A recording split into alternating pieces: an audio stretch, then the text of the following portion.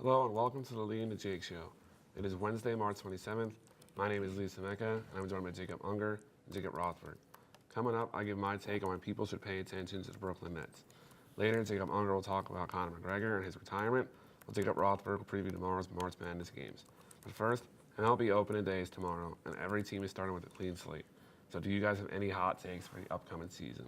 Yeah, my hot take is that I think this year, no bias, I think this year the Yankees are going to pass the Red Sox. I like the addition they made with Paxton, and we got Severino coming back in about a month. The pitching staff's looking better than ever. Loaded up that bullpen in the offseason. Still got Aaron Judge and Giancarlo Stanton, all those baby bombers we got. That's my take. That's the Yankees' year this year. First of all, Sevy is not coming back in a month. He's coming back in 3 months to 4 months because his whole entire shoulder is messed up. So I'm going that the Mets are winning that division this year. We got some good pitching. We got the best bullpen in baseball with the best closers. So I'm looking forward to some good baseball by the New York Mets this year. Yeah, I think this year is the year the Yankees win the AL East also.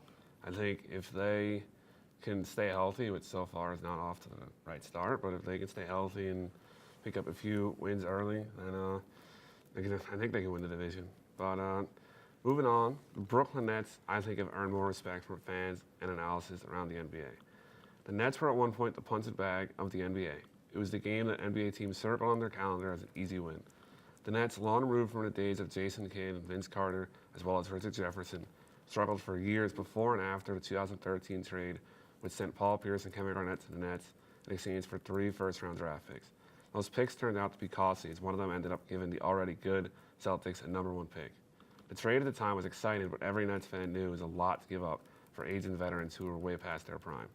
Fast forward to today, the Nets have a young, exciting team with talent like all-star D'Angelo Russell, Rondae Hollis-Jefferson, Jared Allen, and three-point contest winner Joe Harris. The team is heart, recently coming back from a 28-point deficit March 19th against Sacramento. The Nets mean business as they strive to make the playoffs for the first time since the 2014-15 season. The last 3 seasons, the Nets failed to reach the 30-win mark. After a few years of disappointment, the media and the NBA have to give the Nets more respect. They turned their franchise around after one of the worst trades in NBA history.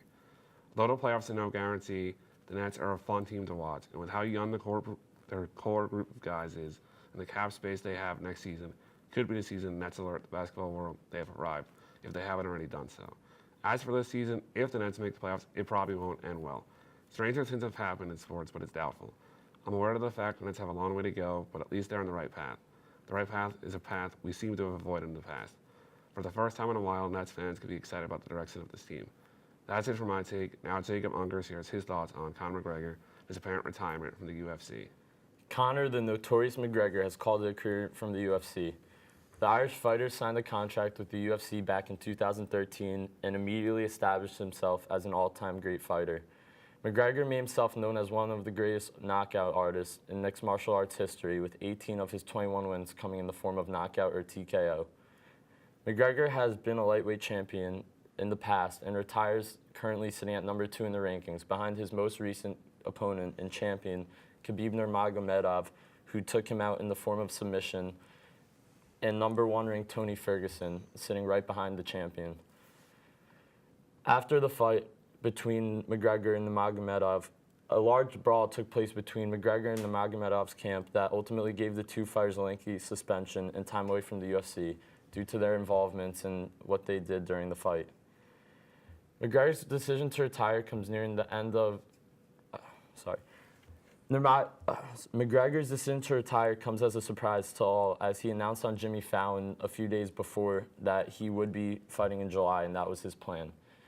Instead, UFC Commissioner Dana White has made it apparent that he's making a lot of money with his whiskey company and that he'll be just fine without fighting, and he doesn't need it any longer. There's a lot of speculation out there as to what McGregor's actually going to do and how legit this retirement is, if he's even being real with it, especially after the suspension, and he hasn't fought so long, and that his last fight was a loss indeed. But until then, like he said on Twitter, that he will be sitting back drinking pina coladas for everyone, and it will be a good time for all, and everyone should come to Ireland. That is if he doesn't get in trouble for allegation of sexual assault, but he hasn't been proven guilty yet, so like we always say, you're innocent until you're proven guilty.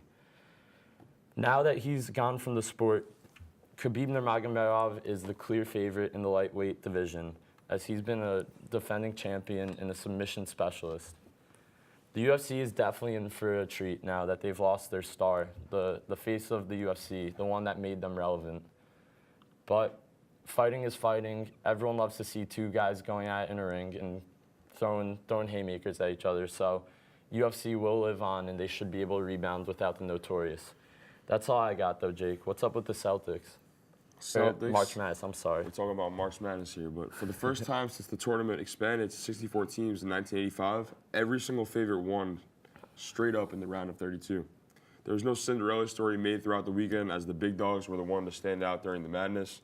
Teams like UCF and Iowa had great chances at the end of the game to correct that trend.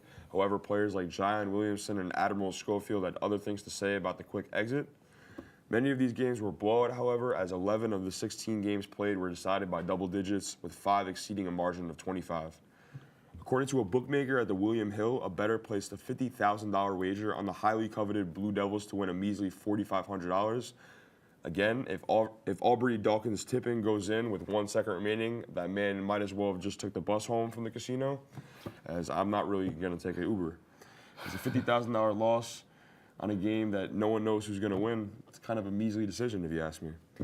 Well, while this is the first time that all favorites won in the round of 32, we must look out for some upsets, as we have some great matchups ahead for the Sweet 16. Jacob and Lee. We have the favorited Gonzaga Bulldogs taking on the Florida State tomorrow.